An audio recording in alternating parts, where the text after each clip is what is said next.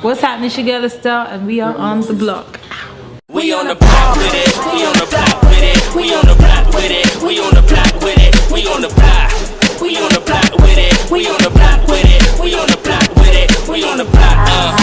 Live and direct. Live and direct. Live and direct.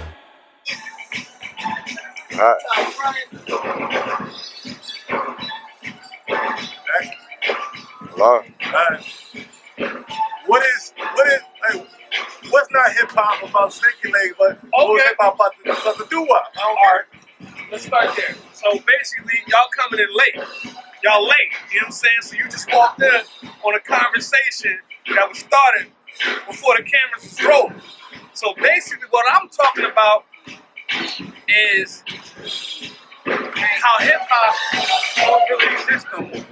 And here's why it don't exist no more. It's because young black motherfuckers don't respect anything old. You know what I'm saying? Once it's old, y'all don't want to fuck with it no more because you want to go on to the next thing that's the most coolest thing, the next hippest thing and all that. But that ain't how white music is operated. And that's like, in white music, you got gatekeepers, right? Those gatekeepers, once they hear something, they're like, that's not rock and roll. They're like, oh wait, I don't like how you did that. Oh wait, how are you dressed? Oh wait, what you're doing is not rock and roll. Yeah. Now even though we got new groups that's doing amazing numbers like One Direction, right? They come out, they're the only group that ever hit the charts and had 3 #1 albums back to back. Is that rock and roll? No. To me, One Direction is a well-represented group that's basically the pop equivalent to Gangnam Style. You know what I'm saying? Gangnam Style. Right now we're living in a YouTube era. So all the shit that used to mean something when hip-hop was created, let's go back to that. All the shit that used to mean something when hip-hop was created, it don't mean shit no more. Now why don't it mean shit no more? It's because motherfuckers done lost the sense of blackness, which is the whole shit. The whole shit. Like, you wonder why when you go on iTunes, right? Not you. I know you understand. But when you go on, for you, I'm talking to you, the motherfucker behind the camera lens. You know what I'm saying? When I'm talking to y'all motherfuckers, like, you don't really understand what's going on because you're too young. You don't understand what black is. You don't understand the civil rights movement. You don't understand what Martin Luther King stood for. You don't understand what Malcolm X stood for. You don't understand what Angela Davis stood for. So you lost. So let's remove that. You don't know about KRS-One. You don't know about Cool G Rap, Big Daddy Kane, X-Clan, Public Enemy. You don't know about. So let's remove that. African Bambaataa. Let's start there.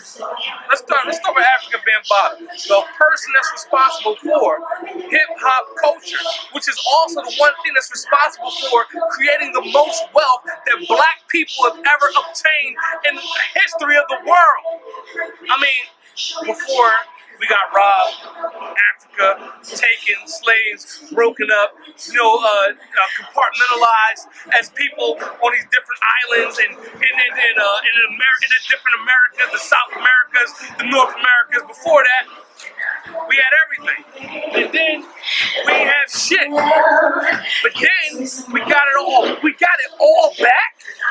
We got it all back. We got it all back. You understand what I'm saying to you? We got it all. I know you do. You ain't gotta say the camera. I know you get it. I know you get it. I'm talking to them. I'm talking to them. We got robbed. But then we got it all back. And then once we got it all back, what the fuck did we do with it? What the fuck did we do with it? We enjoyed it. We enjoyed it. We enjoyed it too fucking much. And now look at us. Now look at the black music industry. Like, they didn't let us in. You know, record companies, they wasn't giving niggas no deals. Record companies empowering brothers out here in the street. They wasn't doing that for years. And it was mad black executives in the 80s, in the early 80s, who didn't make the kind of money they should have made. Like the kind of niggas that made the money in the 90s. And I'm talking about Dame Dash, and I'm talking about fucking Kadar Massenberg. You know what I'm talking about? Niggas that made a shitload of money. Black executives that was able to put niggas in position to be artists and be creative. But then what happened?